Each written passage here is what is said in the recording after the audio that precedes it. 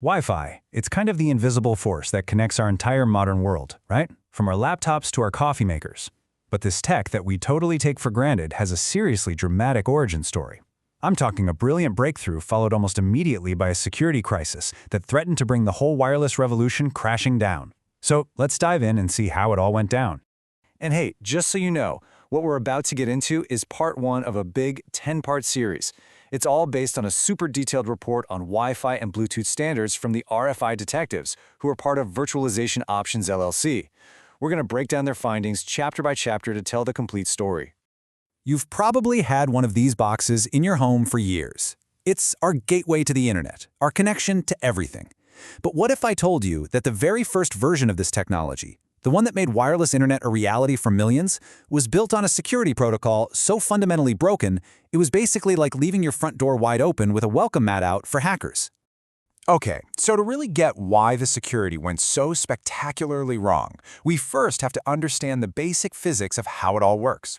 I mean, how do you actually send an email through thin air? Well, it all comes down to the science of radio waves. You know, it feels like straight-up magic, but at its heart, the idea is actually beautifully simple.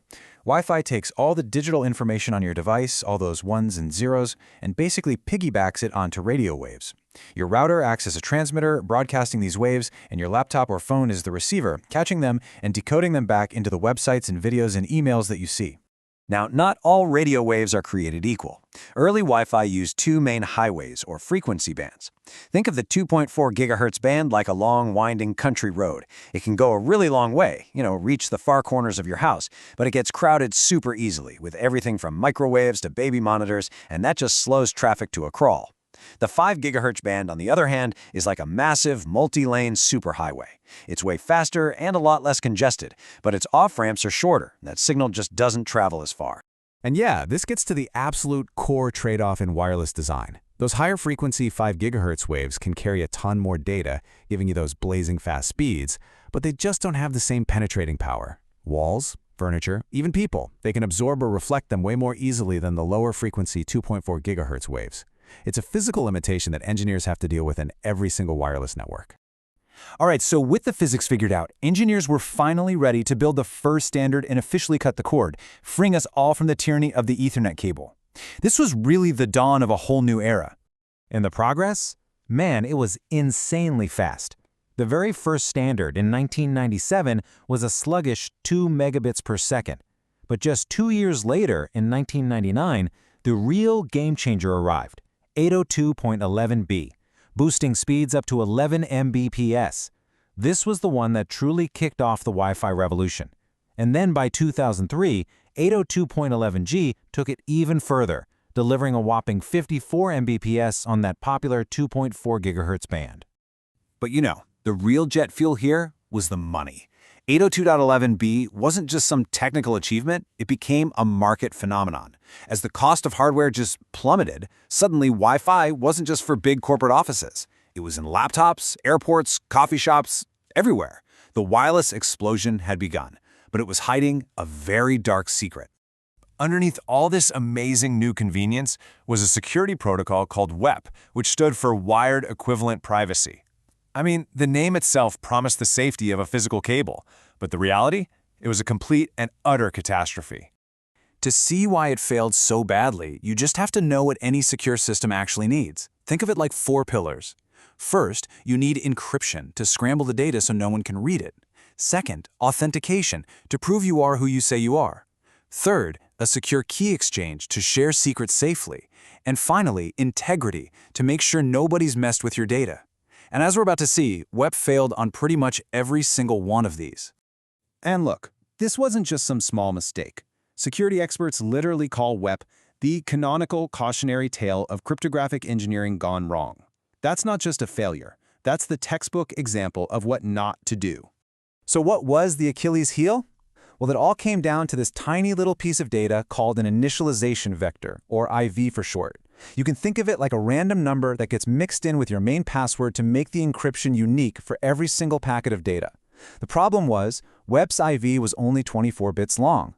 And in the world of cryptography, that's not just small, it's microscopically, dangerously small. And that microscopic size leads directly to the fatal flaw, IV reuse. A 24-bit number only gives you about 16.7 million unique values.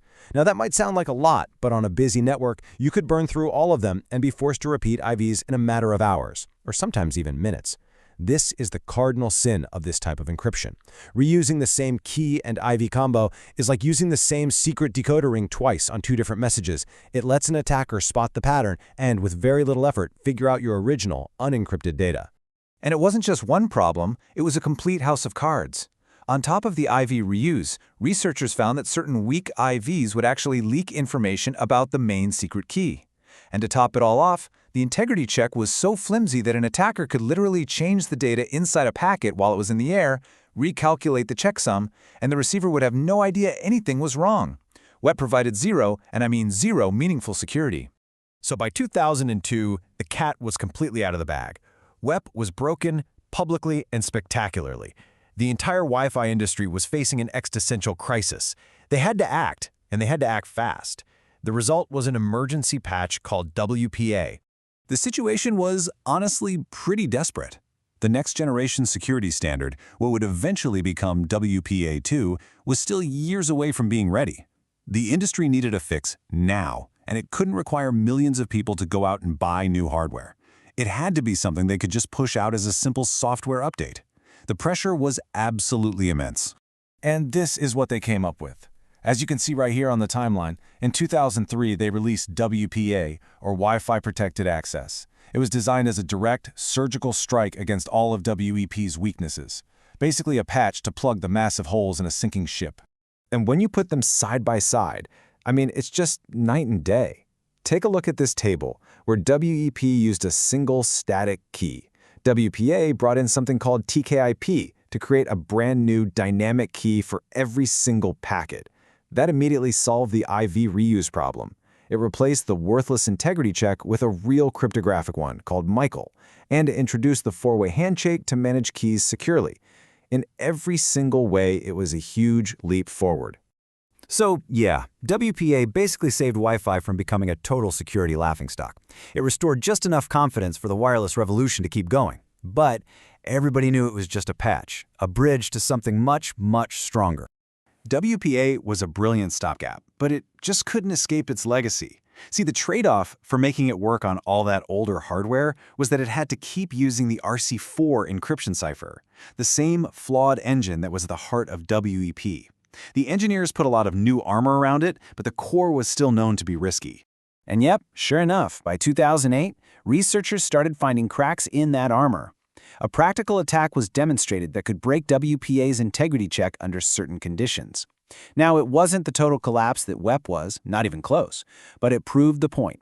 The fix was temporary, and the world desperately needed a security standard that was built from the ground up for the modern era. So WPA patched the leak, and it allowed the ship to stay afloat, but the ship itself was still old and creaking. This leaves us with a huge question. How did engineers finally scrap these old designs and build the truly secure foundation for the Wi-Fi that we all rely on today? Well, we'll explore that answer in the next part of our series.